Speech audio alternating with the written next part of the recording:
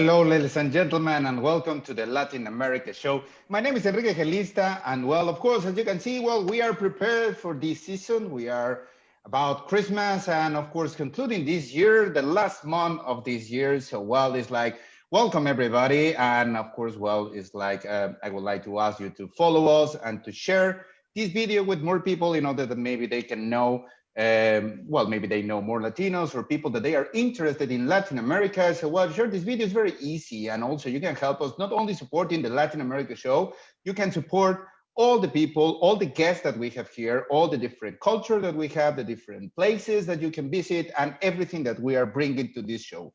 I would like to ask you also to follow us in all our social networks. You can follow us on Twitter, Instagram, Facebook, and of course, YouTube. If you subscribe to YouTube, don't forget to put the bell there in order to know every time that we have a new show, and also, well, that we're uploading something. So, well, you can watch it there. Also, all the previous chapters and the previous shows that we have had, you can watch them there. We have talked almost about all Latin America, all the different countries. And of course, well, Latin America is a massive region that, well, we can learn a lot about traditions, about cuisine, about drinks, of course, places that we can visit, and also art. And today we have two fantastic street artists here in the show. One is from Brazil, that she is Waleska, and also we're going to have Danilo, that he is from Cuba. So, well, it's like, it's going to be an interesting show. We know that we have spoken before about art, and it's like one of the parts, the small parts that Latin America contributes to the world.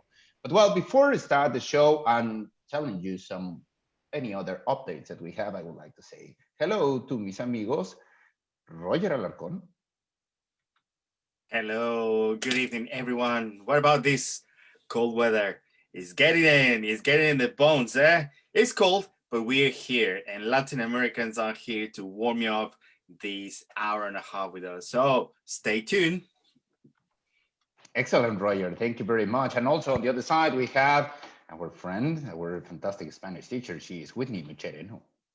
Hey, everyone. Thank you for watching. There's been a lot of art recently, so that's my fault. It's a huge passion of mine. It's something that I teach in some of my classes. So I'm really looking forward to kind of ending this this last segment on art for a while to explore other new topics in Latin America. But I'm really excited about this episode in particular because you're going to see two different street artists who are very different, but bring lots of beauty and good in their art. So stay tuned. Thank you very much, Whitney. And well, also, as I was telling you, well, we are coming to this season that, well, in this season, we're going to have a lot of presents for the audience. We're going to have, well, accommodation, jewelry. We're going to have drinks and, I don't know, tons and tons of prizes. So, well, it's like if you invite your friends, you will have the opportunity to win prizes. Of course, the 22nd, the 29th, the 5th of January. We're going to talk about the traditions across Latin America. That is going to be very interesting. So, well, maybe also if you're Latino, maybe you know some traditions in your country, and it could be really nice if you can share with us that traditions that you have in your countries. We're going to talk only about some of that countries. But of course, we know that even we are a region and we have a lot of similarities. We are different and we celebrate it in a different way every festivity that we have. And also, well, I would like to say thank you very much to all our friends because, well, I think so, Roger, you have also there. And hold on, why I cannot put this view like all of us, we can, okay, here. So I think so. You have something like this, Roger. I would like to say thank you very much to our friends from Jaramillo Café. That well, yeah, we have it here. That we receive our coffee. It's a fantastic coffee. So well, please try it. And also as Jaramillo Café. Yeah, well, I received it today, and it's amazing. So we're gonna test some of the Colombian coffee we've got today. So it's a medium roast. So we had it on the episode before. So just have a try. Now with you, Enrique, we can see you now. Yeah. Yeah, because yes, I can see that. Well, if something is having with is happening with the connection, that I see that it is like frozen from time to time. Yeah, The Okay. connection is cold. the connection also is cold and is completely frozen. Yeah, Mhm. so maybe it's because of the weather. It's not about any of Yeah. these companies. It's about the weather. But well, it's like as I was telling you, well, we're gonna have a lot of prizes, a lot of surprises for all of you. Also, if you know Latinos that they would like to come to participate with us, please let us know. And also give us a, well, in the section of comments, please let us know where are you from, where are you based. I can see people that, well, they are at the G, that, well, he's saying hello to the Latin American team. Garin Dancy, she's saying hola a todos desde Londres, okay, practicing Spanish. Yeah. Also, I have here Adriana Velasquez, that she is from Orlando in the US. Adriana Johnston, that she's saying hola. Also, well, Roger Alarcon is answering. But, well, let us know, where are you from and where are you based now? And, of course, invite more friends to join us to this celebration. And also, well, I have here Yvonne Velasquez also saying hello to all. Jaramillo Cafe, highly recommended. Yes, of course, as we said, please enjoy this amazing coffee. And well, we have already our logo here that, well, it's like a Christmas logo for this season. So, well, and I think so, Whitney, you have something that you would like to talk about a little bit about the topic that we're going to talk tonight, that is art. I do. So, yeah. So, just getting into my segment, we're going to do half this episode, half at like the end. Well, a little more than half at this part, just so we can talk about street art, because it's been such a recurring theme in some of our episodes in the last couple months. So let's dive in. So, since the emergence of street art, the main question posed in the Spanish-speaking communities is graffiti. ¿Es arte o vandalismo? And this means, is graffiti art or vandalism? So this is such a hot topic, and it's debated a lot in the art world, but also in the academia world. And thus is a theme that I know is taught at university levels and is taught in actually one of my classes, AP Spanish Languages and Cultures, and we study this. And the first place that one needs to start is asking the question, well, what is the difference between art and graffiti? And I did a couple of tours around London. This is something that has been very interesting to me, also because it's part of the culture here in London. So graffiti and writing and street art are closely related contemporary art movements. However, they differ in terms of technique, function, and intent. So here are some of the few specific differences between the two crafts. One of them are nicknames. So most graffiti artists never use their real names, whereas street artists use their real names to be found either on Instagram or Google or Facebook. Now, that does not mean, and we're going to learn this later with one of our guests, that street artists don't have nicknames. They do, but they will tag it to their social media, thus not hiding behind a pseudonym. Tags. So if there's a tag, which is a simple signature, or they call this a throw up, which is a bigger and more elaborate artwork, such as right there, as you can see on the screen, then that is graffiti. And the tags and the throw ups are two of the techniques that they use in order to paint their names.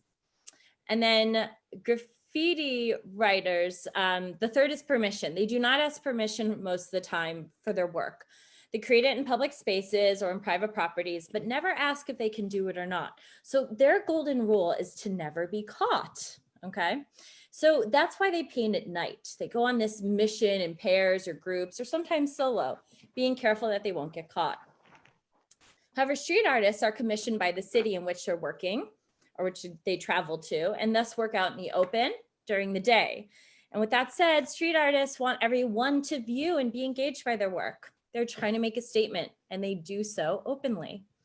Now, although those might be a few of the differences between graffiti artists and urban street artists, much of the art world still refers to street artists as graffiti artists. So this is where it gets a little murky and complicated.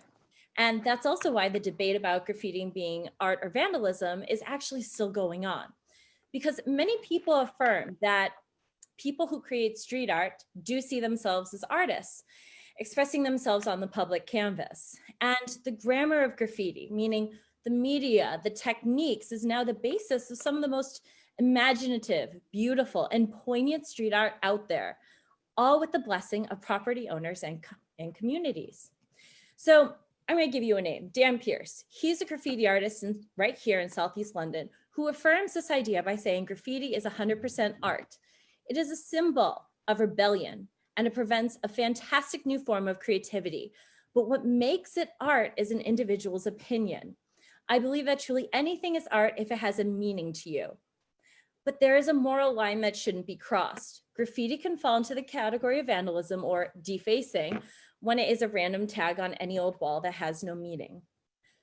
So while this might be a hot topic in graffiti, I believe the words of Dan Pierce to be true, especially given the caliber of the street artists who have been guests on the show for the past 2 months and the 2 that we're going to see tonight.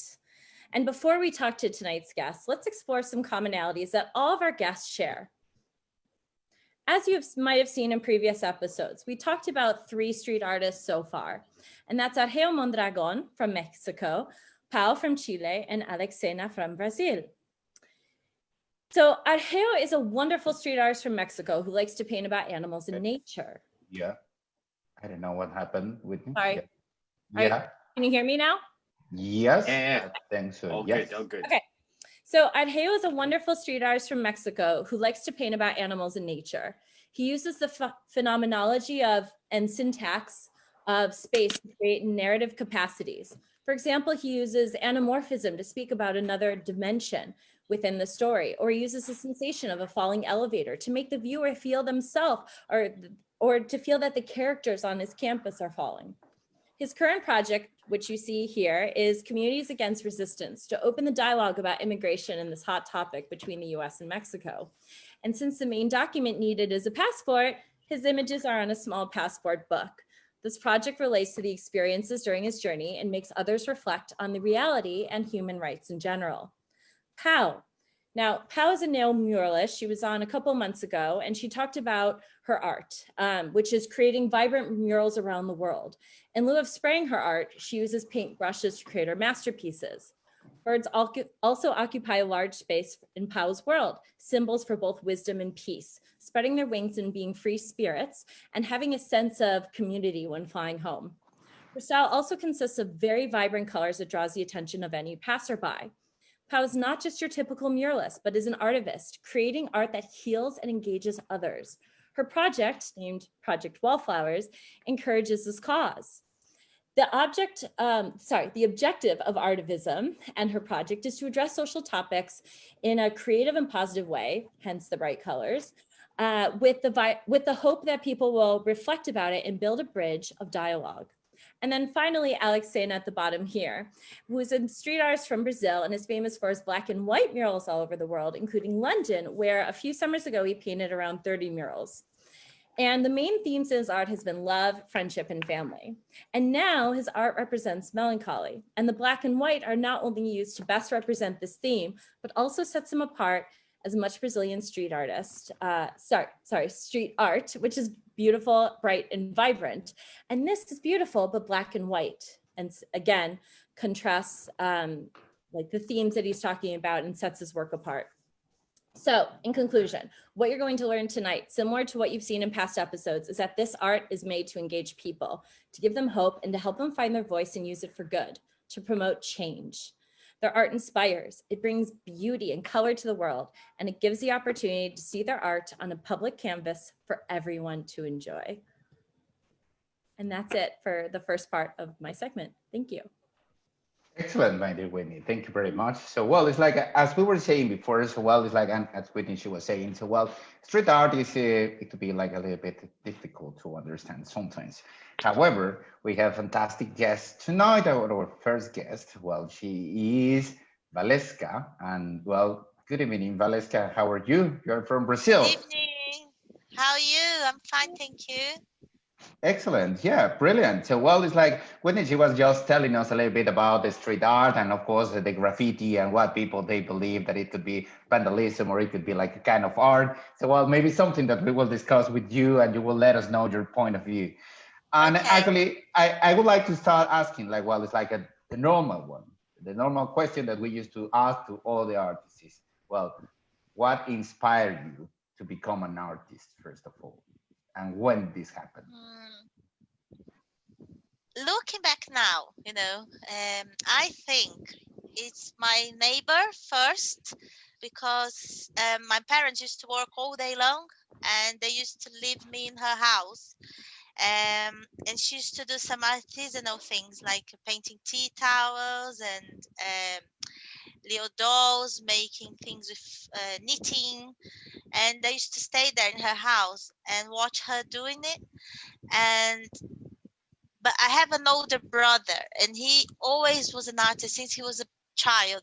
Like since he started to draw, everyone knew. You know those people that this show their talent since they are like a baby. Then everyone used to label him. That's what I don't like about labeling people, because they used to label him saying that he was an artist and he was older than me. So I used to think that I wasn't an artist because he was the artist. So every time I used to see things that I used to like painting things, now looking back and analyzing it, I can see it delayed me from painting because I never wanted to try because he was the artist. So I had to be something else, And after a long time, my parents, my mother used to run a beauty salon and a hairdressing salon. So she wanted me to have the salon, to inherit the salon. So she forced me to do this hair dressing course. So I was doing the course and I didn't want to do it, but I saw the next door course. It was like a beauty room and the girls used to mix cream and do makeup, and that like interested me. I think it's because of, mixing paint in my head. Analyzing it now, I can see this. And in makeup was because of painting canvas, isn't it? So I used to love painting the faces of the ladies in the salon. And meanwhile, while I was doing this course, my brother was already doing graffiti because he's older and he started with Os Gêmeos, Binho, Viche, and Speto. He was one of the first ones in South America. They were. And I used to go out with him a lot, drinking, and he was older than me. So I used to go and watch them paint. And I used to love doing that, watch them paint. So I have another brother from another mother. It's like a friend that's like a brother to me. He's Binho. And he used to go out with my brother. And he started with my brother the first workshop for graffiti. This was in 1997. So they then said, why don't you join in this first group, of the workshop? So I started then because they encouraged me. So even though my brother encouraged me when I was a teenager, he delayed me, but it wasn't his fault. It was the fault of everyone saying that he was an artist. So I would say that who inspired me to start being an artist is my neighbor, my brother, and this other brother that's my friend, because And they maybe were and maybe all the girls that you were like putting the makeup with different colors and everything. too. No. Yeah, I was studying, isn't it? I wasn't studying colors in a way, and also it helped me also now to do my girls that I paint because I know how to paint their faces. Yeah, that's really good. Oh, And actually, it's like, well, when you start like painting and everything, it's like, have you done like different types of painting before you become like an street artist, or you went directly to be a street artist? sorry, I didn't get this question. If you pass through different stages and different kind of paintings before you go to the street art, or you start from the beginning in the street art? No, I could say I started as doing the makeup because then is studying colors.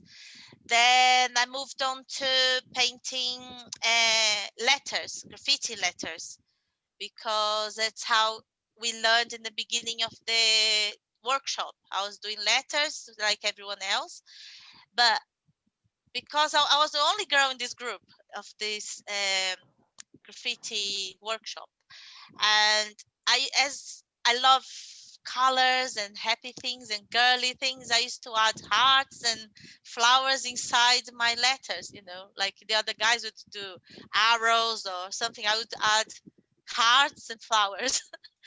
So yeah, that's how it developed. And And then after a while, I was developing into painting from the heart. I started to do some girls, but then the girls would be just like a face with the eye. It was just like a line on the line in the lips, just like a line. And if you saw my first girls, you would have a nightmare.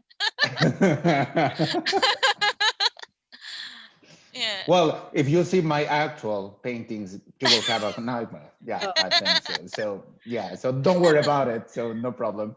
Yeah, Yeah. all the way. Yeah. I have a question for you. So I've seen that you moved to England. So Yeah. could you compare the art scene between England and Brazil and how this has impacted your work in any way? I would answer it as a street artist, yeah, as a graffiti artist, not like a fine art. Yeah, Okay, I'm gonna yep. analyze the part of the street art. So when I first moved to England, it wasn't like my first country that I moved out to from Brazil. I first lived in Japan, and in Japan I was already doing some graffiti. So it was a similar scheme that I used to use in England, because in Brazil I realized that once I left Brazil, I appreciated more this part of the freedom of being a painter on the streets, because in Brazil it's much easier to go and knock on people's door and ask for permission to paint the wall. The weather, it helps because it's much lighter the day, all day long, as in England you'd have the day shorter. So to paint in Brazil, you can paint like all day. You can park your car next to the wall. So you have your ladder, carry all your bucket of paint and art materials. It's much easier. You just leave your car next to the wall and paint. In England, I would have to carry all, sometimes on the underground, and that was difficult. The weather was difficult because it's much colder most of the day and most of the year, I mean. And you need to finish the paint by 3 p.m. because it gets darker. And you need to finish at 3 to be able to take the picture of the finalized work by then. Because if you leave it for next day in England, you might get it there to the wall and someone has done a tag already on the face of the girl, or someone has done another piece over it, and it's fine. It's normal in England like that. And I think it's good in a way because it makes more exciting to be a street art than if you have a canvas. You can hold on to it, you can look after it, it's going to be there. As a street art, you don't know if the next day is going to be there, if someone else covered that art and put something else. It's like ephemeral, so it's nice, it's interesting, and it's what makes it more cooler. But in Brazil, you can take your time. You can paint all day long. You can paint next day or next week. You can go back, and so you can take longer and do like a more, like detailed work. So what I learned is that in England, I learned to paint faster because then you needed to, finish faster in one day. And I learned to appreciate my work and just to take a photo in that moment, just that time when I just finished the day, because next day is not there anymore. So I learned to not be too attached to my work, and if it's not there, it's fine.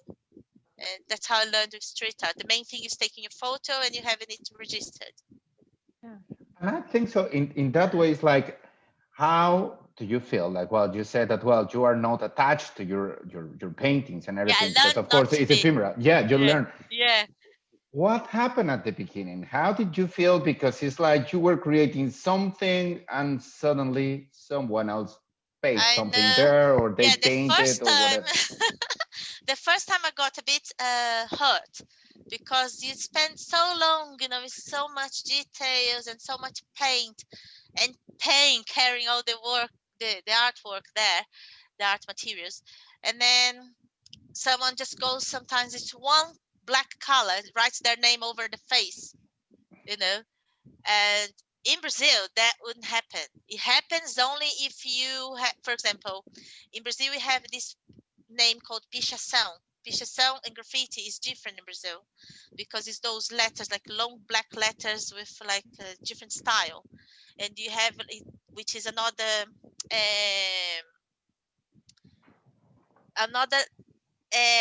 line, how to say, to the graffiti. It comes from the same, but the pichadores, they have their groups as well, and they paint very tall buildings, you know, and sometimes one graffiti writer goes and paints over them. And in São Paulo, you can't do that, because if you do it, they will not like your work anymore, and their group is going to be following you and going over all your work after you do that. So you have to be careful.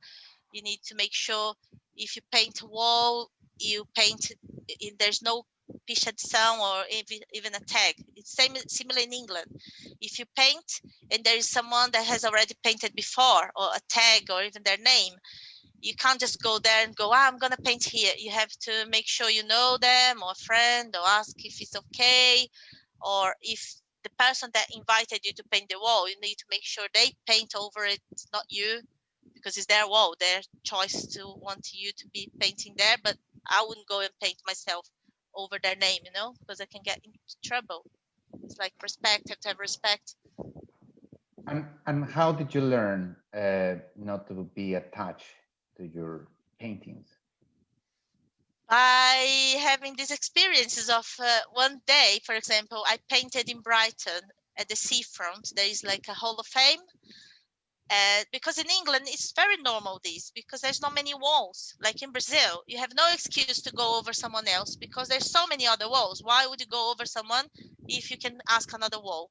In England, there isn't many legal walls to paint. And many walls, you need to ask permission not to the owner of the building, but even to the council, you know? So it's a bit harder. So the walls that we are allowed to paint gets covered over and over and over, you know, and it's fine. That's how it is in England.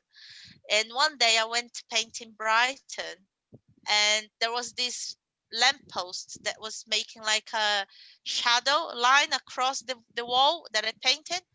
So I thought, I'm gonna take the photo just in case, you know, because that's how it is in England. In case someone covers, I'm gonna just take a photo, and later on I come back and take a photo once the sun moves. So when I got back, I was like, where's my piece? It had gone already in the same day after 2 hours. Someone else had covered already. So I was like, oh no. So I had to use the photo with the shadow across the wall. And then I had other experiences like that. And with the time, you get used to it. You're like, oh, well, it's fine. At least I have the photo. So how do you feel? How do you feel with that? Because I think so. And the main question that I'm doing is because, well, it's like, or the moral that I would like to get from this is more like how we cannot be attached to our job or our things that we love. In that case. Yeah, I know. There was one in specific that I got hurt, not because of myself, but because I painted this massive heart. I think you have a photo there. It's this big heart in London. And I painted over another artist, and after my work, someone else painted over mine, and it's fine because it was a wall of a gallery, and the gallery, every month that they had a new artist, they would give that wall for the artist to paint. Yeah, exactly this one. And I had this email from someone in New York saying that his son had seen this work and he loved it, took a photo of it and sent to his mother. And that was the last email he sent to his mother, because he was like a heroin addict and he died and he never saw his mom again. So that was the last email. So because of that, the whole family, his wife, his mom and dad, flew from New York to London to see this wall personally, but he had gone. So that's this one. I felt like, oh, wow, I wish he wasn't. It was there still, you know. So then they asked me to paint it again in a canvas because he wanted to give it as a present to his wife. So his nickname, the boy's name, it was like they used to call him Pig. So they asked me to hide like a little pig inside the painting. So I did inside one of the flowers, the little round circle of the flowers, a little pig in a texture. And he sent me an email saying how much he cried when she found the pig, you know. So that was one specific that I wish he was there. Well, not because of me, but because of his family to go and see it as they flew from New York to London. It wasn't there anymore. But apart from that, it's fine. I'm used to it. Then there's someone else paints, and that's what makes it cool, street art, because you don't know what's gonna happen next day. Yeah, but that is actually, I think so. It's very good because, well, I think so. Sometimes we need to learn that to enjoy the moment, to enjoy what are we doing, and maybe there is not going to Yeah, be any legacy, or maybe it's not going to stay for a long time. But the main yeah, reason is that you enjoy it, and also have that kind of memory that you did it, like that you can say this picture. That yes, definitely. it's yeah, it's It, very it's it. interesting. And why did you move to London, by the way? It's a long story. I was living in Japan, and I was gonna go from Japan to New York or San Francisco because I always thought I was gonna study English in New York or San Francisco. But then it happened the Twin Towers. That was in 2001, Yeah. and it was the Twin Towers. And my friends in America, they were like, I don't think you should come now because we don't even know what's gonna happen to us, to our jobs. So I think you should wait. And I had saved some money in Japan to be doing these travels. And I thought, if I go back to Brazil, I'm going to spend this money. I'm never going to travel again. So my mother then said, why don't you go to London? Because I used to like punk music. I used to have blue hair. And my mother was like, you should go to London and learn English in London. So I think it's more like you like punk music and all that. So that's how it happened. And then I went, and I met my husband after 4 weeks that I Okay. arrived there. And then I ended up staying for 17 years. Okay. So with the same husband? Yes. Enrique. Okay, well, I was just asking, But I did you ask, never know. I did separate from one. That's why I went to London, because I separated from one husband and then I got England. And after 4 weeks of my separation, I met the second husband. Okay, that's brilliant. Yeah. And Yeah. actually, it's like we have seen, well, as Roger, he was putting all the different kind of images and everything. We have seen that, well, there's like a trend. Like, as you said, these girls that you are painting, and also Yeah. hearts and flowers, Yeah. you know? Yes. Mainly. Because, well, here we can see like some birds, etc. But it's like, why this is something that you feel like reflected, is something that you want to express directly, something that you feel like I don't know, like a connection with that, and why? No, it's because I always loved nature since I was a little child, because I grew up in Brazil. We used to go camping. I used to love butterflies and flowers, especially because they are colorful, you know, and they make me happy. I used to love ladybirds. In the beginning of my painting career, I used to just paint ladybirds because they give you luck. That's what they say. And I always loved the insects, especially ladybirds, butterflies, birds, and flowers. I think it's because of their colors, the variety you have there in nature. I think it's very magical, nature, for me. The nature, I think, is the best artist in the world. You can create so much, you know, and it can be recreated. And humans have been mixing flowers, haven't they, and making different other types of different flowers. So I love flowers because of that. And girls is because I think it's a way that I can express myself and my feelings, because I think as a woman and a mother, I use the girls to show my feelings and my messages. And it's funny because even if I'm painting a girl with like pink hair and blue eyes, like I'm a Japanese, but they sometimes have blue hair, pink hair or blue eyes.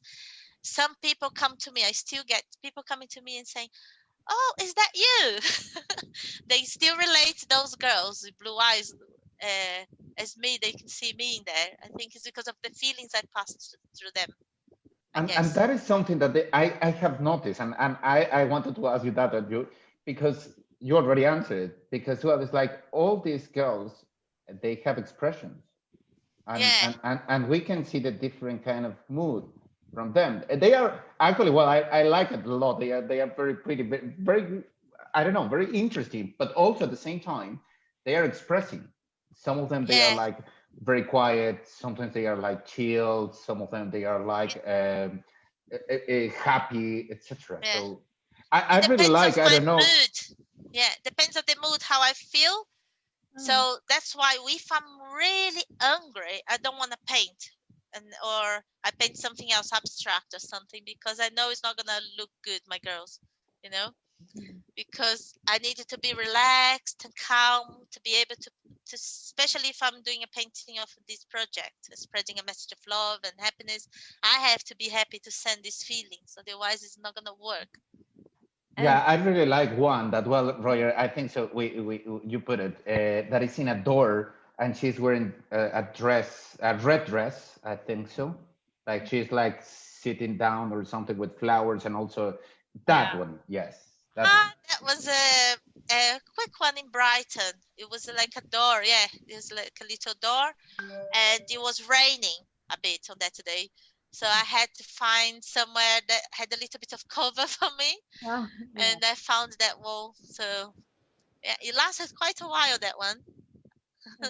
I Yeah, have that's really nice. Sorry. Yeah, I have a question for you. You actually mentioned this spreading the love in your like one question ago.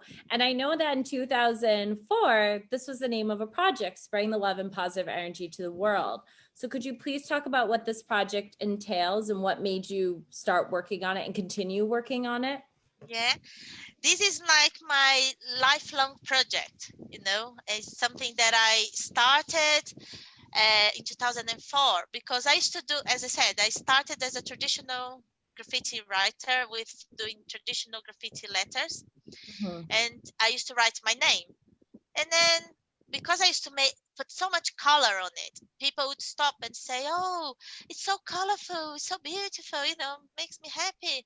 And then I realized that people needed that in their lives. I think it made me think a lot about it. And at the same time, I used to have the same time of this, it happened that I was working as a beauty therapist in London, and I had this boss, the owner of the salon. She was going through a treatment of cancer. So I used to love my boss. She was really nice to me. She used to let me go to Brazil, stay how long, many weeks as I wanted to stay. She was really nice to me because she was Colombian. And I did this painting for her, and I remember I painted and I cut like on the canvas, I cut like a little window, and I said to her, every time she'd feel like sad or stressed or worried about this problem, she would get my canvas and look through this window, and the window would come some kind of wind or some breeze from inside the hole, and that would be a good energy for her. And then she felt really good and happy about it. And at the same time I was doing these paintings and people saying they needed color, I thought, actually, why am I wasting paint and my time writing my name if I could do something good, to people? And that's how this project started, and it became my lifelong project, and it's like my baby. And I don't think I will ever stop doing it, because it brings so much to me, so much more than I give. It gives to me, you know. And just those stories, one of them I told you about, this guy in New York. I have so many of those stories that it really inspires me to continue doing it. I feel like it's an important project to do, you know. Yeah. And just one question, that project that you have, are you collaborating with other artists, or is only like your project, like as you said, your baby that you would like to continue, or you would like to invite or just to share this project with other artists? Yeah, I have many people that have collaborated with me, and I have many people that have inspired to do the same project as I'm doing and giving different names. And it makes me really happy to have more and more people, because there's not enough love in the world, isn't it? So the more love, the better. So even my goddaughter, I have a goddaughter. She now is 26, but she also started this project as well, inspired on my project. Her one's called Love is the Key.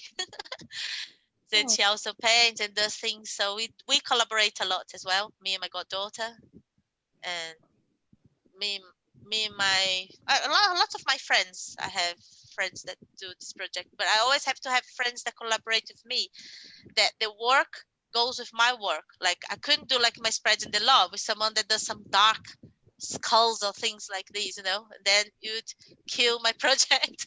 I have to think about it. Who am I collaborating with? And in this way, I know that, well, for example, you have been working in, well, your art, it has been in London, of course, in Brazil, as you said, in Tokyo, New York, LA. And is there any particular one that you said, this particular place and this particular paint is like my favorite one, or it was special for you? There are many, but there's one that I painted last year, because it was in Glastonbury Festival. I was invited to paint those some paintings to go on the stages, one of the stages, and I love The Cure. It's my favorite band in the world, The Cure, and I once bought the tickets to go and see them at the O2 in London.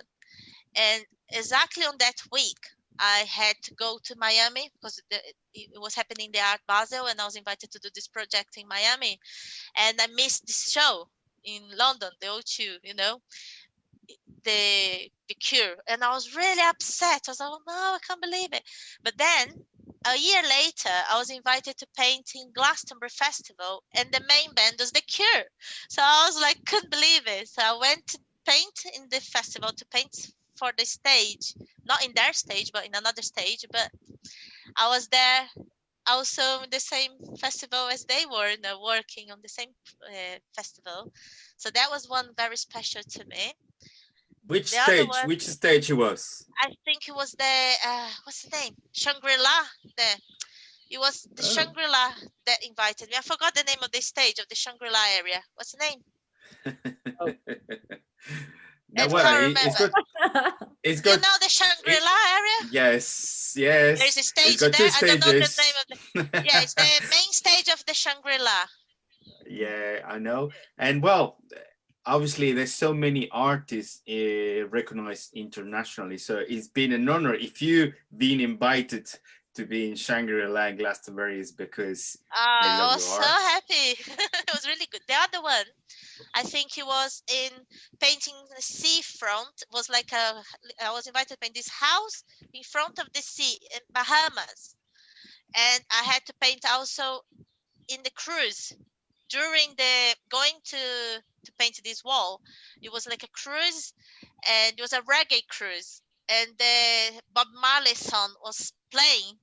So it was really special too, because he was there, and it was like a lot of reggae bands playing, and I was painting some side on the side of the inside, you know, but upstairs on in the cruise. So it was really cool painting in the cruise, and then getting there and painting a wall in Bahamas as well, the seafront. So that was a special as well. I had many things thanks to my project and my work It took me to do so many things that I would never imagine. Like, and it's funny because I always said I wanted to go to San Francisco. That was my place I wanted to go. Since I was like in Japan, I said I was gonna go there because of the Twin Towers. I didn't go. Then I started to travel to so many places, and I went to even South Korea to paint Seoul in the Olympic Stadium, also for the Ultra Korea Festival, and that was a special one too. But I never thought I was gonna go to Korea or to Bahamas. Always wanted to go to San Francisco, but it never happened yet. I will go one day to San Francisco. Well, yeah, I think that could happen like with the cure and everything. So you never know. Yeah, suddenly Never know. maybe we have someone in the audience that they are watching you the have a show and they are project in going to San invite you. Francisco. Yes. Yes, please invite me. Because also, well, here there is a commentary from Adriana that, well, or you already answered this one because, well, she was saying that Waleska should come to Miami, Wynwood, Miami, Florida is the highest concentration of street art in the U.S. Murals from around the world show their talent on Wynwood walls. I have many walls in Wynwood. I've been already. I have a few walls there. Every year I would go, and actually now I'm supposed to be there, but because of COVID, I didn't go this year. But every other year before, many years I've been going every December because of Art Basel. So I have walls there still in Wynwood that haven't been covered yet. Okay. Well, you know what to be very nice, and Royer, sorry, I'm going to compromise you because, well, you have the kit and everything. But you know what? It could be amazing if next time that you're going to paint something here in London, you will invite us to watch it and to film all the things that you're doing, etc. That's a deal. Yes, since the sketching or something, just that people they know that, well, you're preparing the sketching and later on how you're doing it. I think it could be, I don't know, Royer, if I'm just talking, but you have all the equipment. And so that's let's do it. It's going to be soon because I have this exhibition coming up in London and a solo exhibition. And I'm going to paint a few murals while I'm there and sign some prints. It's a deal. It's a deal. Yeah, you have to let us know when, in order that, well, we can go there. And of course, like shadowing you all the time, just like checking what are you doing, because I think it could be interesting. Yeah. Yeah, I'd love that. Oh, wow. Yeah, that'd be great. Nice. Yeah. Yeah, that's a deal. Yeah. And sorry. Go ahead. No. I was just gonna ask, where can people find you and find your work too? I think that's probably where we begin. Sorry if I stole the question.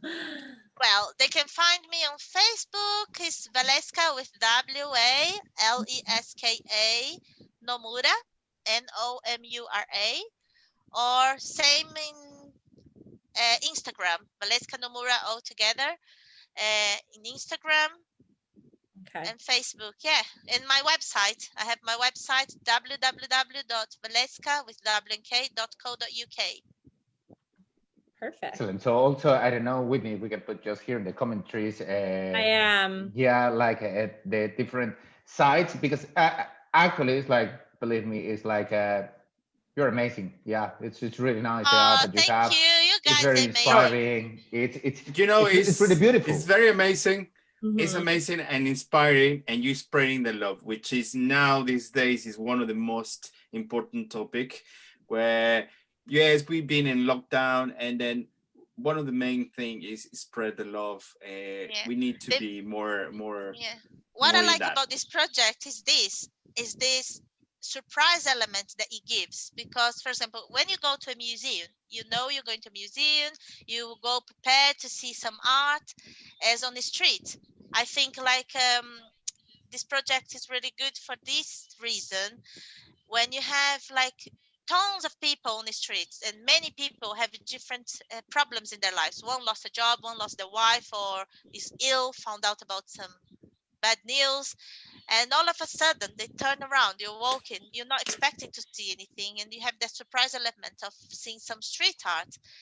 And that's why I like to be, if it's my work, to be a good surprise, you know, to see something happy and something positive.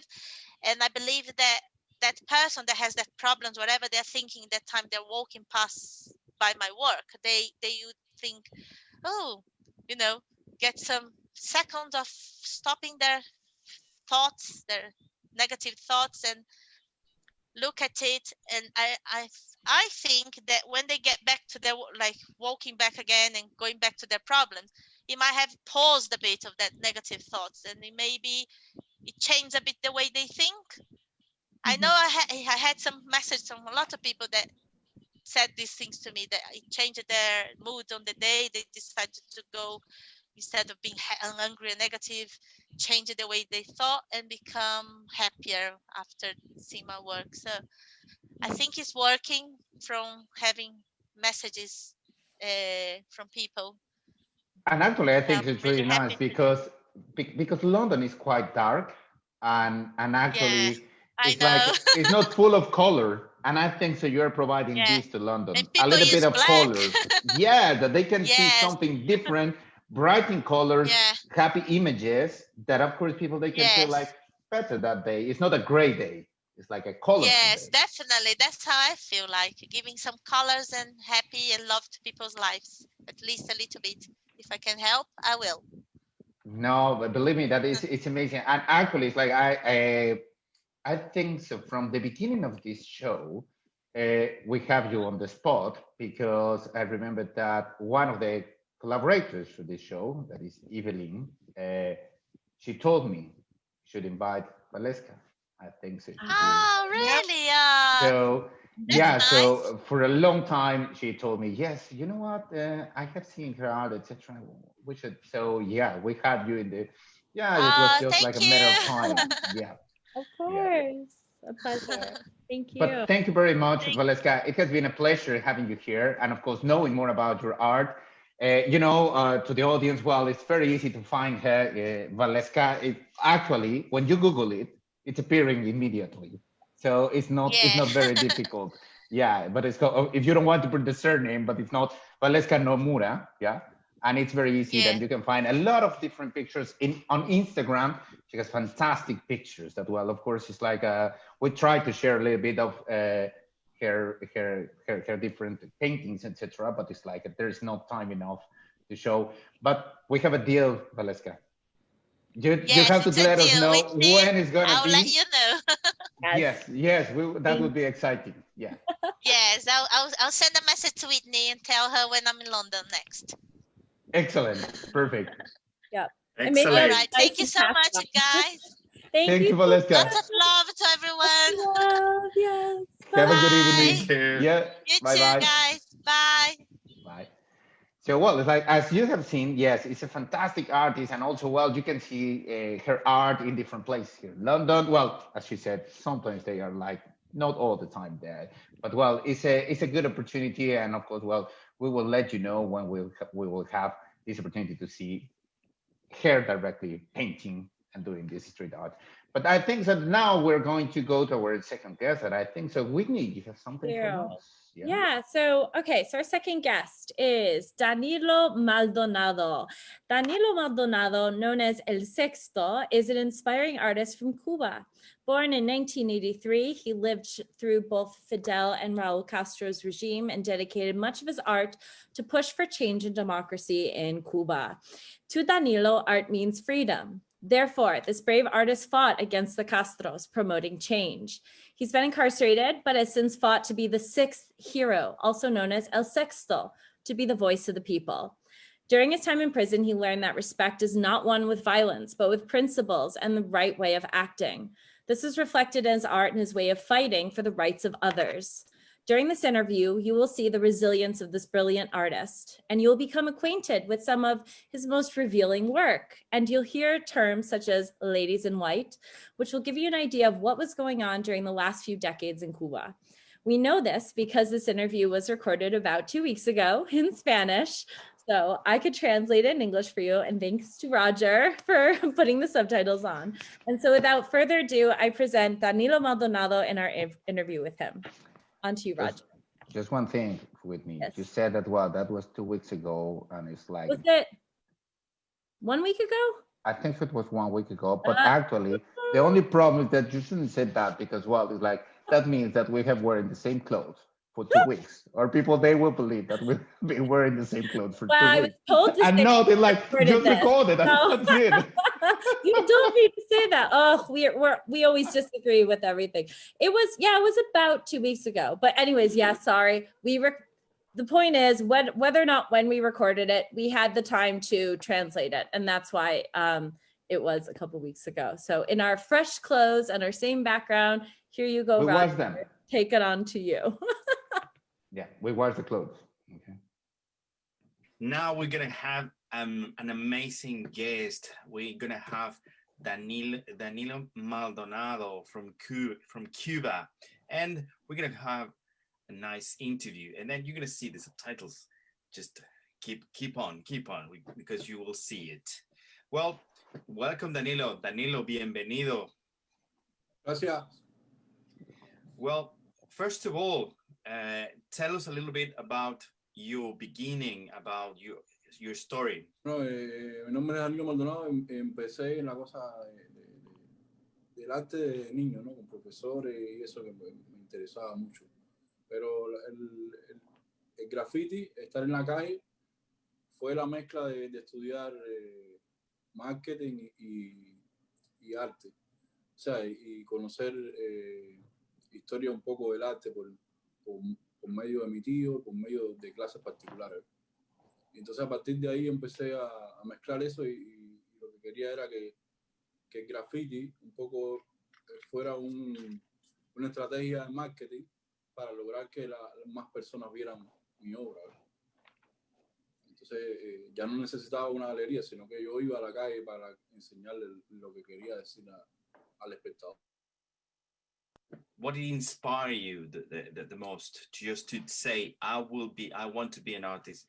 Yo creo que el hecho de que hacer algo que no existía antes es súper fascinante para mí. Así que la cosa esta de crear que algo que no existe, como que aparezca, es un poco de magia y me encanta eso. Esa es la carrera que quiero hacer para siempre. It's clear that you're very, very talented and that activism is a recurring theme in your art. Can you talk a little bit about why you dedicated your art to this cause?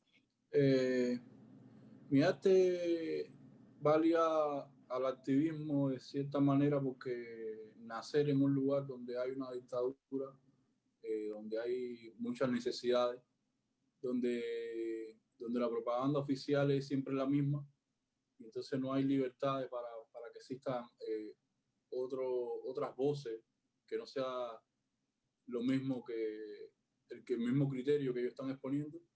Entonces me gustaba un poco romper con eso, ¿no? Y ser un poco el zorro de la calle, pero el sexto viene cuando se creó de forma de contestando una campaña de publicidad muy fuerte que estaba pasando en ese momento en Cuba, que era los 5 espías, que ellos decían que eran 5 héroes.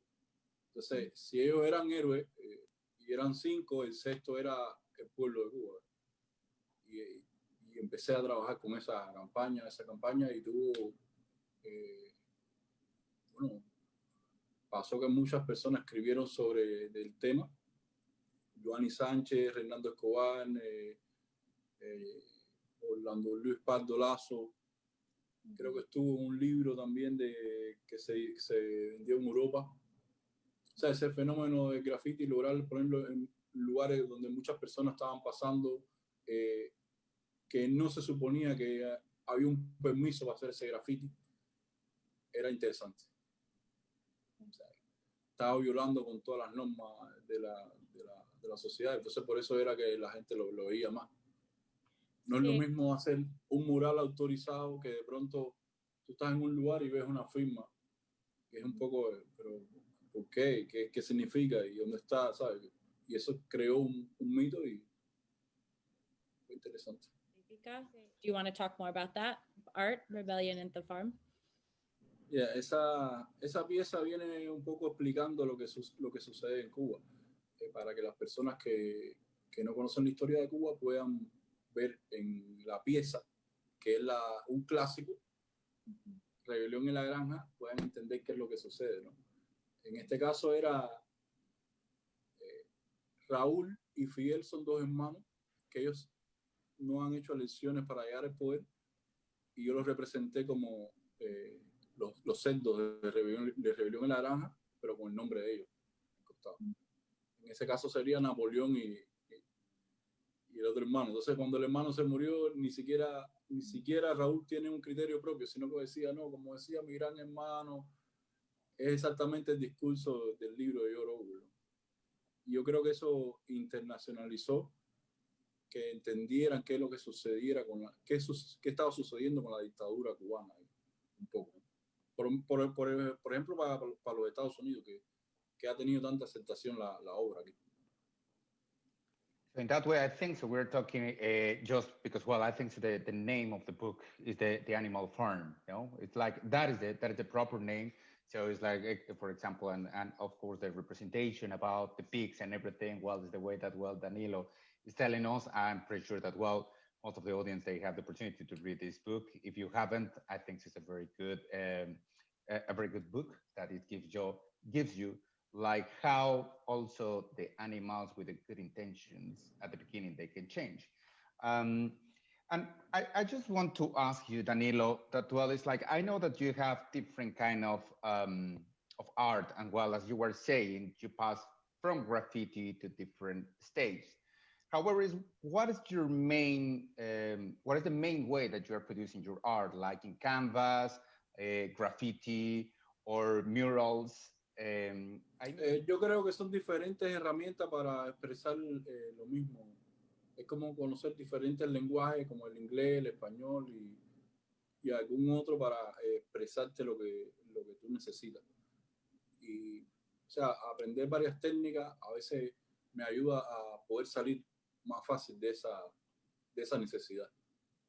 Pero no pudiera decirte que me gusta más uno que otro, sino que me gusta crear, sí. En escultura, en lo que sea. Me la paso bien en eso. Depende mucho el día también, de los planes que esté.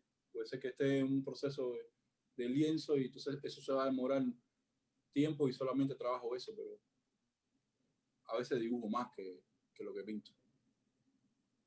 Well, Danilo, that's amazing. And as an artist, it will be an honor to win a prize. In this case, you won in 2015 the Vaclav Havel Prize for your creativity and your art. Can you tell us a little bit about that? Sí, gracias. Este premio se lo dan a las personas que son activistas políticos. En este caso yo me lo gané por disidencia creativa.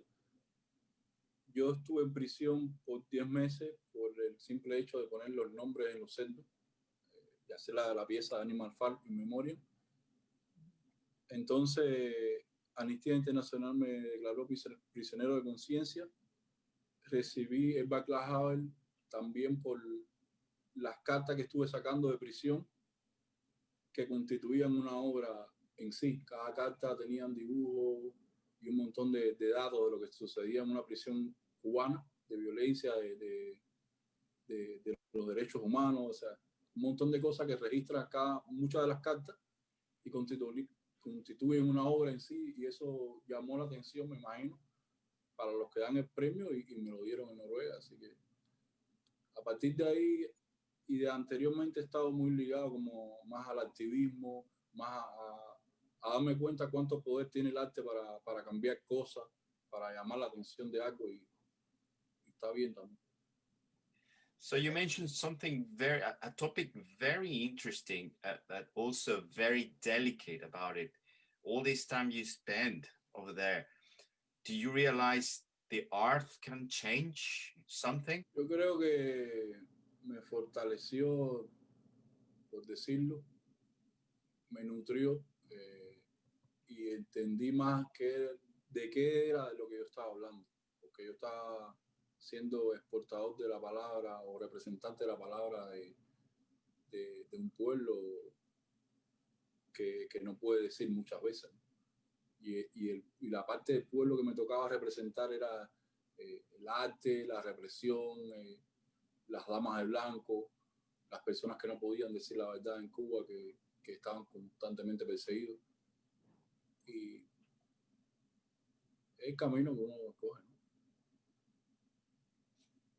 In that way, Danilo, is like you were talking and you were saying phrases as change the world.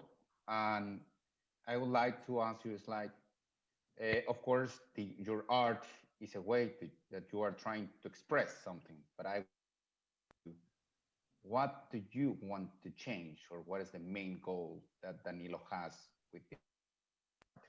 Creo que se respetara la expresión de arte, que la expresión pacífica, que se hicieran, en mi caso particular, como soy cubano, que se hicieran elecciones en Cuba, que los artistas no tuviesen que pensar de la manera comunista o oficialista para lograr ser un artista. O sea, que no tenga que pertenecer a instituciones, ni mucho menos, porque en mi caso, en Cuba, si tú no perteneces a la institución, no puedes comprar arte.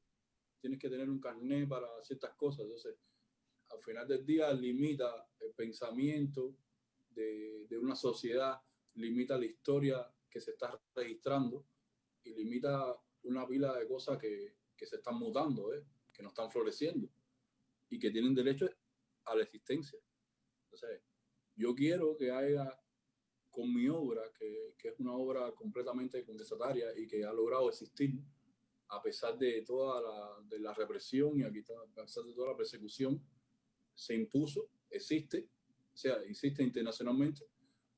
Así que si yo puedo, también es un mensaje para muchas personas de ahí de Cuba y mucha gente que viene de abajo como yo, que también puede, ¿ves?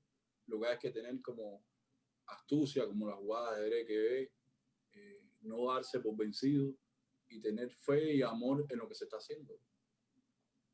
Yo creo que eso encierra cualquier sociedad que sea, porque cualquier sociedad hay pobres, hay gente que no tienen fe de abajo a cambiar cosas, y cuando yo veo que he logrado cosas con arte, con la creatividad, yo creo que es bonito que otra gente lo aprenda, ¿no? O sienta que se puede. So I think so. In that way, it's like, well, and according with what are you telling us, I would like maybe just to believe or to infer that, well, they are like things like faith, as you were talking about love for and the passion for what are we doing. Of course, to have a respect for the others. So I think so that in that way, your art represents more than what you are thinking, that is the political change in Cuba. El respeto. Yo creo que el respeto es una de las cosas que más tiene el arte. El respeto es la enseñanza más linda o sea, no le hagas a nadie lo que no te gusta que te hagan. Yo estoy logrando cosas aquí. O sea, prácticamente aquí es como el mago. Y entonces eso no puede ser una molestia para ti. Es una lección de respeto. And actually, I think so. You are saying something interesting, because the art is about, of course, about respect, and also about to be tolerant also, because sometimes, and I can be very maybe just like a person that is like maybe in a gallery, some paintings maybe I like, some paintings maybe not. And it's just to respect, because, well, they are different expression, different ways to say things. And also all of them, they have different markets for different people that they are interested, and maybe they feel closer to that relationship. And I would like to ask you, it's like, well, we're talking a little bit about this respect, about that you were imprisoned there in Cuba. When did you move? Now, are you living in the United States, right? Yeah. Okay. When did you move to the US? How difficult was that? That was after you've been in jail for like these 10 years, amnesty, took you out and you went to the US, where the people they can find your art? I know that some of them they are private collections, but I know that you are covering worldwide. Bueno, donde la pueden ver físicamente, yo creo que más público es en la UFM, en una universidad de Guatemala, un mural de como de 9 metros por 4 metros.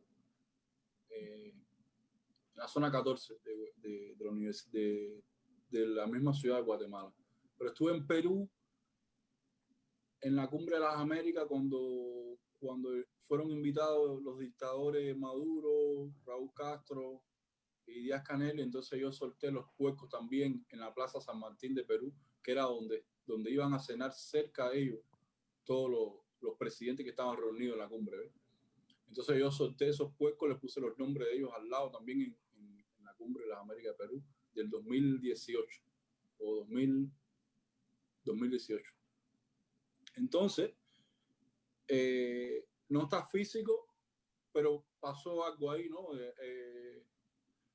No sé, hay muchas cosas que han sido performance en Holanda, por ejemplo, pero en Holanda hay colecciones privadas. Hay cosas en Noruega, hay cosas en un museo de New Orleans que hice por unos presos políticos de Amnistía Internacional junto con el cantante Usher aquí en New Orleans. En San Francisco también hay cosas. En Alemania, pero son cosas privadas. Suiza y ya. Y en Cuba es como mucho graffiti en la calle, muchos lienzos. No hay un lugar así para verlo, a no ser en Guatemala, ¿no? Que la gente va pasando y lo puede ver ahí. And just so those were the places that your art has been exhibited privately and publicly. What's in the future as far as like future destinations? Where would you like for your art to be seen? Me gustaría llegar a Londres, me gustaría tener algo en el Museo del Tate, ¿no? Un día. Estoy en un catálogo que ellos venden que se llama Dangerous Movement from Cuba, Yep. de Coco Fusco. Estoy ahí en ese catálogo. Y me gustaría que un día llegara al MoMA, me gustaría, pero uno es joven y cuando uno ve a otros artistas grandes, de verdad, que llevan mucho tiempo, se da cuenta del camino que le toca andar, pero es lindo, ¿no? O sea, yo creo que si pasó que yo salí del lugar donde estaba y si mi obra ha caminado unos cuantos kilómetros ya, yo creo que es cuestión de tiempo. Okay. Simplemente mantenerme haciéndolo y ya. Cuando llegará. We want your art to be shown in London, so you and I will talk. Vamos a hablar para hacer que esto sea una realidad. Me gustaría mucho porque he estado muy ligado con el Reino Unido. Nunca he estado allí, pero las personas la primera persona que me depositó dinero para que yo creara en lienzo era de Inglaterra. Mi hija mayor nació en Inglaterra porque la madre es inglesa. Nació en una ciudad que se llama Birmingham. Birmingham. Sí. Yeah. De Black Sabbath, del grupo de rock, creo que es de ahí.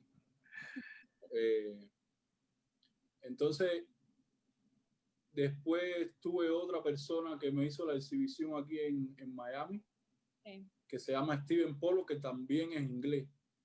Y él, como la primera exhibición que hizo aquí en Miami, como él fue un éxito porque logró vender casi todos los cuadros, logró un éxito en la prensa, logró muchísimo con esa exhibición, con un inglés que fue el que hizo todo. Súper. Ojalá que un día pueda ir allá al Reino Unido, ¿no? Me encantaría. Well, of course, you are very welcome. Yeah, we would like to be there in your exhibition. That, well, of course, that would be a pleasure for us. Yeah, and a part of this activism is like in your free time, etc. what do you like to paint or to draw, or what kind of I don't know, because we were seeing some sketches, and I think so. Roger, he was passing some sketches, but what else did you like to paint? No, ya eso no se sabe qué es lo que viene en las ideas, ¿no? Porque uno empieza a darle forma así en la cabeza y aparecen esos dibujos. Así que muchas veces uno no tiene preconcebido en qué va a terminar. O sea, y es muy complejo ponerse a hablar ahora de qué es lo que va a pasar, de qué es lo que vas a crear del tiempo. Es muy como... But do you have any kind of influence, like could be, I don't know, like a particular animal, or I don't know, it could be like triangles, yo creo nature. creo que son símbolos en forma de acciones, como cartas de tarot, que alguna puede ser que tenga el mago con la lanza hacia arriba, significa algo determinado en tu vida, o el otro es una rueda y está sucediendo. O sea, como yo veo esos dibujos, bastante tienen que ver con cartas de tarot. Y muchas esas cartas de tarot representan los símbolos de mi estado de ánimo en esos momentos, ¿no? O qué lo que me está, o sea, como que cuestionando de alguna manera. Va por ahí. And also, just to, in that context, as an artist, you've been on the young side because you joined now to the technology now these days in TikTok. We was watching something in TikTok. The art can be more exhibit as well in a digital platform.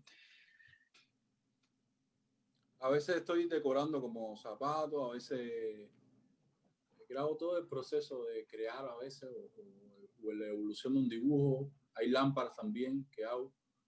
Esos son con veces, pero también decoro tenis, Nike blanco, o sea, un poco ahí dándole el sello de uno al diseño que la gente puede llevar encima, ¿no? Y al final también puede caminar por ahí por las calles y exportarle el pincelazo de uno.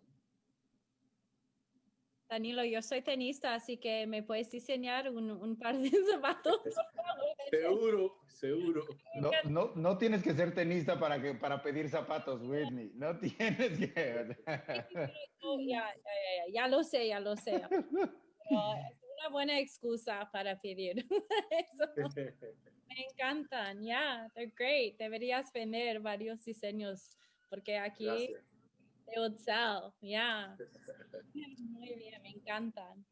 And Danilo, where people they can know more about you, if they are interested to know more about your art, about future exhibitions? Do you have any website? Or of course, we have your Instagram that we're going to share here in the section. I think so Roger is going to post that part. Pueden verlo ahí en el Instagram. También tengo el website. Tengo dos Instagram, tengo ese el sexto y DMM el sexto. Y en el website que está en proceso, ahora viene un proyecto que es un taller móvil, un estudio móvil, donde la gente pueda ver qué está pintando el artista o está pintando en vivo algo grande. Y el que quiera participar, pues va a haber un kit que la gente pueda coger como forma de clase, de terapia. O si quiere participar pintando, también puede pintar conmigo. Entonces ya eso es otra manera de yo hacer esa terapia con los demás, ¿no? Sí. O sea, puede ser que un día nadie sea artista de los que hicieron la terapia, pero puede ser que nunca nadie lo haya hecho y sea interesante sentirse así, ¿no? ¿Qué es lo que se siente dar color o que algo aparezca de lo blanco a algo, ¿no? Yo lo he hecho con muchas personas, ¿no? Y le ha funcionado, ha sido divertido ese momento, así que eso es lo que quiero hacer, un estudio móvil.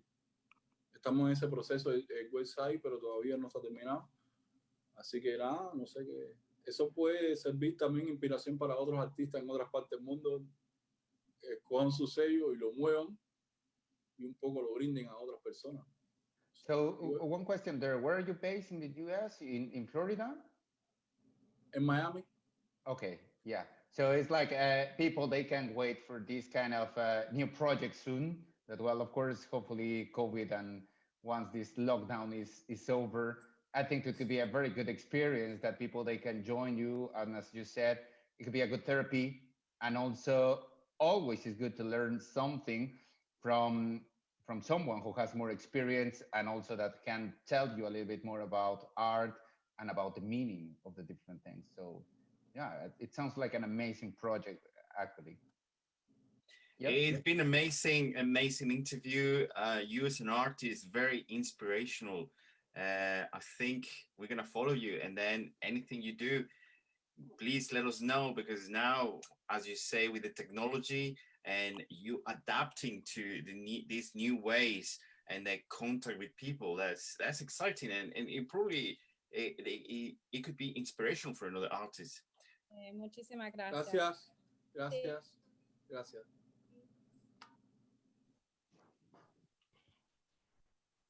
Well, I don't know what about you, but he's two great artists, and then we've been learning about which is love, is respect, is passion. What do you think, Whitney? I definitely, yeah, I think the themes tonight were so different, but I think that it has the same impact for a lot of people, because it's a message that they're trying to put out in the world, and create dialogue, whether it's something that's beautiful, we saw like Waleska's work earlier, or something that is provoking change, like Danilo's work. So I kind of liked how they contrasted each other tonight. I really enjoyed it. How about you guys? Yeah. Actually, I just want to introduce someone who is always drinking water. Ah. Now he's here. Yeah. So I would like to introduce Kevin. Yeah. Kevin is here. Yeah. Say hello. Yeah. Yeah. Normally he is the one who is drinking water most of the time, and sometimes I know that, well, it's the time. Actually, he was drinking before this interview finished. So I was just like, oh my God, again, it's gonna happen. So, well, he's the one who is creating noises all the time, but, well, this is Kevin. So, well, like, yeah, I think so. Going back to the topic, it's very interesting, because also it's like an experience of someone who has fight because of the things that he loves. And I think it's something that I think so we have learned tonight as well. Also, Waleska, she was saying that, well, how ephemeral is the art that they are producing, but also in that way it's more like we don't have to have attachment, but also we have to do what we love. And sometimes, as in Danilo experience, you could go to jail or something. And as I said, it's like the artists, normally they have these kind of issues across all the time. They have passed because they are just trying to make the change, and they are expressing these changes. So, well, it's very good to support them and to have a different point of view. But now I think so it's time to go with you, Whitney. I think so. We have 4 minutes. Just a few. They're timing me all the time. Just a few minutes. We're gonna do some slang. But if you notice, I posted already in the comments. If you want to learn more about Danilo's journey, this is a link to one of his talks in Norway, and it's in Spanish without English subtitles. And it's something that I watched while preparing for this interview, and just to learn more about him. So it's very inspiring. If you speak Spanish, you want to practice your Spanish, find it in the comments. Okay, so in honor of Danilo, I decided to do some slang from Cuba. So here are a couple expressions that are not just used in Cuba. I'd like to highlight that, because I know some of you is going to say, okay, well, no, they say it here too. So here are just a few, and let's get started. And I'm going to explain the little asterisks in a second. So a couple of them you'd seen before, but most of them should be new from the last time we did Cuba. And this one is Kebicho te ha picado. So un bicho is like a bug or an insect. So this expression literally means like what bug has like bitten or stung you. And what it actually means is what's come over you, what's gotten into you. ¿Qué te pasa? In Ecuador, they might say that, or ¿qué tiro contigo? And I believe in Mexico, it's very similar, like Kebicho te ha picado or Kebicho te picó. So I believe it is similar in Mexico. The mosca. Huh? Que mosca te picó? Mosca, yeah. What kind of fly? Yeah. Okay, yeah, mosca. We're actually going to get to that, yeah, in 1 second as well. So another one is cambiar de visco. This literally means to change disc, but it actually means to change the topic. And it can be used as Colombia as well. Okay, like vamos a cambiar de tema, vamos a cambiar de disco. It's to change the topic of a conversation. And then estar hasta el último pelo. So this expression literally means to like be until the last hair, pelo, but it actually means to be fed up or sick of something. Estar harto or harta de algo o alguien. And we talked about many episodes back, and then Mexico, the extreme version of this would be estar hasta la madre. So that's just another one. Estar hasta el último pelo. Estoy harto, estoy harta. And then this one we definitely talked about last episode, but I thought I'd bring it up again. It's a good one. I've seen it in various other countries, in literature from other countries, and heard it. En boca cerrada no entra moscas. So last time, again, when addressing Cuba, we talked about how this phrase literally means a closed mouth can't let flies enter. Like you keep your mouth shut, and that's how you keep a secret. It's just a way of telling someone be quiet. And again, like such as Mexico, it's used in other countries. And then finally, and all those expressions with the asterisks, like en boca cerrada no entra moscas, Kebicho te ha picado, that's some of the many slang expressions from Las Memorias del Desarrollo, which I talked about last time. I don't have the book on me now because I'm actually currently teaching it in school. And this is a phenomenal book that was written by Edmundo Desnoyes, which talks about Cuba, which is again why I'm presenting it during the revolution. And I just thought it'd be wise to remind everyone about this book and the movie, which came out in 1968 and was ranked by the New York Times one of the top best films during that era. And you can find the movie for free on YouTube with English subtitles. And at the end of this episode, I'll dig that up and I'll post it in the comments. And then the last one is una yuma, which is another way of saying American. Someone from, and by American, like not like the unpolitically correct like version of like American, estadounidense, like someone from the USA, de los Estados Unidos. Also could be known as gringo in Mexico, or extranjero overall. So again, those are just a couple expressions to end the night in Cuban slang, which also can be heard in other countries. And I mean, that's it for tonight. So just subscribe to my channel, makingspecial.com. I hope in the next few weeks to get some more material up on there, which gives you access to all my social medias, Instagram, YouTube, and Facebook. That's it. That's it. You're not going to spoil anything now? Oh, okay. Yes, we are going to do holidays. No, not only. We're going to do holidays? No, not only. That's why we have. That's why I have. You don't know what is going to happen next show. I don't, because I'm in charge of next. Yeah, I didn't plan next show. So you're right. There's nothing. Well, yeah, there's nothing for me to really spoil except what you guys are already spoiling with your lovely backgrounds. Well, we're not spoiling anything. We are in Christmas season. So we are in Christmas season, yes. And as Catholicism is a big part of the culture, we are going to talk Christmas and Christmas traditions. So that's really fun. Well, we have several topics next week. And I just want to say, because, well, it's going to be interesting. And I can see here a comment from Mauricio Jaramillo that, of course, we were talking about Cuba. We're talking about mojito. Well, actually, next week, we're going to have rum in this program. And we're going to learn how to do mojito and another cocktails. Ooh. So it's going to be interesting because we're going to have rum from Colombia. Yes. Yeah, so that is going to be one of the topics. Another topic, of course, we're going to talk just in a very high level about Christmas season in Latin America. Not particular, because the particular one is going to be 22nd, and we're going to talk about particular topics about Christmas in different countries. And the other amazing topic, we're going to have the Minister of Tourism from El Salvador. And we're going to have also people that they are going to talk about the amazing Salvador as a place to visit. And also I have seen some of the videos. It's just fantastic. So, well, don't miss it out. Don't miss it out because, well, it's going to be a really good show. And also it's going to be like a warm up for all the different prices that we are going to have. And of course, this is coming Christmas, we're going to have rum, as I said before, we're going to have accommodation in different hotels. We're going to have a big prize that today they confirm me that, well, it's going to be a really good one. Also, we're going to have jewelry, Pilates lessons. We're going to have, oh my God, I'm forgetting, different kind of jewelries, by the way, 2 different kind of jewelries. It's very nice. I saw the email. I cannot say. Yeah, which one?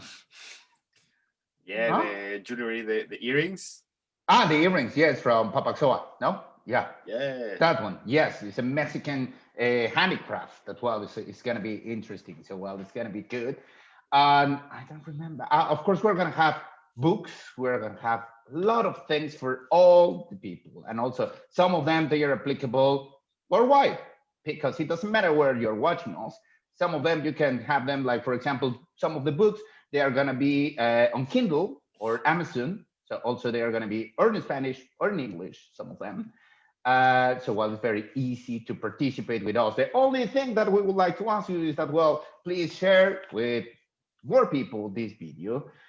Christmas is going to be different this year for all of us. I think so. We are not, it's going to be a different holiday season in general, because, well, maybe you don't celebrate Christmas, but you have this holiday season.